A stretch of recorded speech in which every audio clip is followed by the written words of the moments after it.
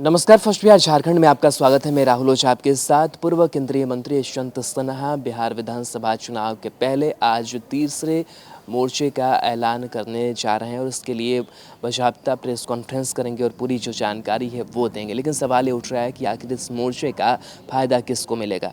तो इस तरीके से यशवंत सिन्हा का मकसद है कि जो एनडीए में जो नेता शामिल नहीं हैं उन्हें जगह नहीं मिल रही है, ना ही महागठबंधन में उन्हें कोई जगह मिल रही है, ऐसे नेताओं के लिए एक जो प्लेटफॉर्म है वो खड़ा किया जाए तीसरे मोर्चे के ज़रिए। और उसमें कई जो नेता हैं वो शामिल होने की उम्मीद भी जता रहे हैं और कई नेताओं से जो बातचीत है वो भी यशवंत सिन्हा कर चुके हैं और इसका जो खुलासा है वो भी करने वाले हैं कि जो तीसरा मोर्चा होगा वो कैसे काम करेगा, कौन कौन से जो लोग हैं वो शामिल होंगे। लेकिन सबसे बड़ा सवाल ये उठ रहा है कि अगर ये तीसरा मोर्चा बनता है तो इससे फ़ायदा किसका होता है, नुकसान किसका होता है। जाहिर सी बात है कि अगर एनडीए में जो लोग शामिल नहीं हैं वो अगर तीसरे मोर्चे पर आते हैं तो ज़रूर जो सीटें हैं वो कहीं ना कहीं कम होती हुई नज़र आएंगी, यानी कि जो वोट है उसमें बिखराव जो है वो देखने को मिलेगा। जो वोट है उसकी कटिंग होगी जेडीयू से भी, बीजेपी से, और कहीं ना कहीं वोट का जो समीकरण है वो कुछ जाएगा अगर तीसरे मोर्चे की तरफ, तो इसका नुकसान बीजेपी और जेडीयू को उठाना पड़ेगा। बहरहाल अब हम बताते हैं कि किस तरीके से पूरी जो बातचीत है यशवंत सिन्हा की वो आगे बढ़ रही है। आपको बता दें कि पिछले ही दिनों बिहार की राजनीति में यशवंत सिन्हा सक्रिय हुए थे और उन्होंने इस बात के संकेत दिए थे कि एनडीए और महागठबंधन से अलग रहने वाले नेताओं को वह एक साथ लाएंगे। यशवंत सिन्हा प्रेस कॉन्फ्रेंस करने वाले हैं जिसमें उनके साथ बिहार के कई अन्य राजनेता भी मौजूद रहेंगे। यशवंत सिन्हा बिहार विधानसभा चुनाव में तीसरे मोर्चे की मौजूदगी का एहसास कराना चाहते हैं। इसके लिए उन्होंने पूर्व केंद्रीय मंत्री देवेंद्र यादव से भी बातचीत की है। इसके अलावा नागमणि और पूर्व सांसद अरुण कुमार के साथ साथ रेणु कुशवाहा, नरेंद्र सिंह और अरुण श्रीवास्तव जैसे नेता भी यशवंत सिन्हा के संपर्क में है।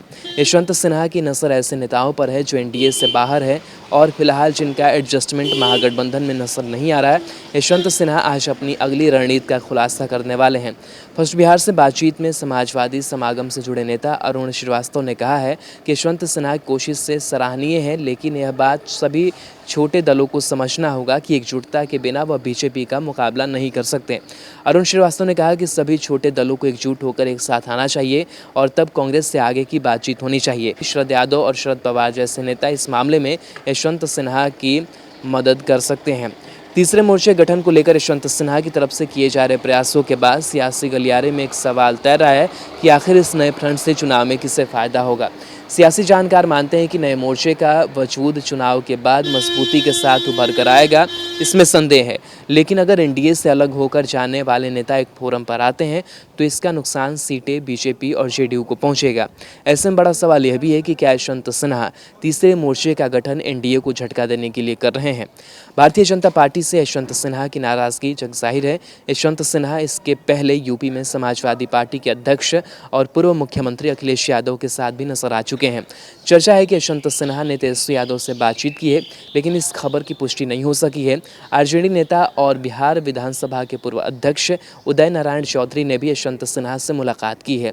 हालांकि फर्स्ट बिहार को उन्होंने बताया कि यशवंत सिन्हा से उनकी मुलाकात व्यक्तिगत है और इसका कोई राजनीतिक लेना देना नहीं है। यशवंत सिन्हा बिहार में छोटे राजनीतिक दलों और बिखरे हुए नेताओं को एकजुट करने के मिशन पर निकले हैं, लेकिन यह काम इतना आसान नहीं दिखता। ऐसे में इंतजार इस बात का करना होगा कि बिहार चुनाव के पहले यशवंत सिन्हा को अपने इस अभियान में किस हद तक सफलता मिल पाती है। बिहार के आधुनिक अस्पतालों में से एक NSMCH multi speciality 350 bedded hospital, अनुभवी डॉक्टर एवं ट्रेन्ड पैरामेडिकल स्टाफ, विश्व स्तरीय सुविधाओं के साथ अत्याधुनिक ऑपरेशन थिएटर, ICU, NICU, निशुल्क OPD परामर्श, 24 घंटे इमरजेंसी सर्विसेज और जटिल गर्भावस्था का इलाज। Netaji Subhash medical college and hospital, Amhara, Bihta, Patna.